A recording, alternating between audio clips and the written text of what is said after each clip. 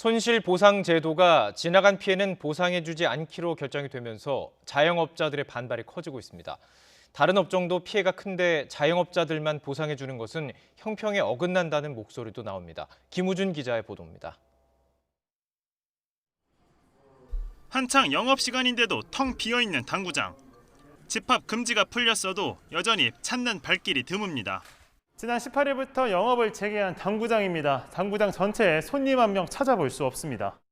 코로나19 사태 이전인 지난해 1월 2,600만 원이었던 한 달 매출액은 10분의 1 수준까지 떨어졌습니다. 업주에겐 유일한 희망이 손실 보상 제도였는데 소급 적용은 해주지 않을 거란 이야기가 나오자 눈앞이 깜깜해졌습니다.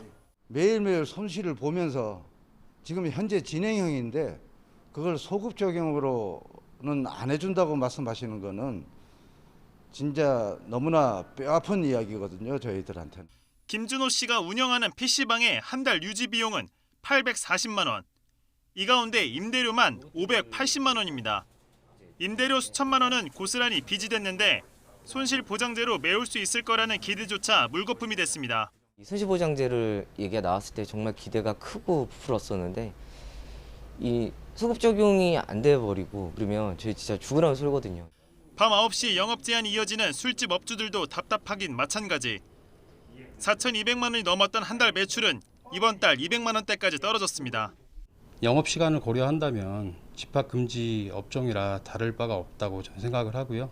저희 같은 업종에 대한 사업주들의 마음까지 좀 고려해가지고 정책이 좀 반영해 주셨으면 하는 게 제 바람입니다.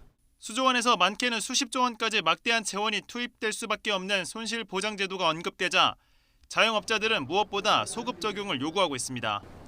하지만 재난지원금을 받는 만큼 소급 적용까지 하는 건 지나치다는 의견도 나옵니다. 자영업자만 구제할 게 아니라 특수고용직이나 일용직처럼 일감이 끊긴 사람들도 아우를 수 있어야 한다는 목소리도 높습니다. 이런 부분들이 법제화되는 과정에서 오히려 경직적으로 되고 신속하고 탄력적인 지원이 이루어지지 못하게 된다면 오히려 피해를 입힐 수 있기 때문에 정부는 다양한 의견을 종합해 늦어도 4월 안으로 구체적인 방안을 마련하겠다는 계획입니다. YTN 김우준입니다.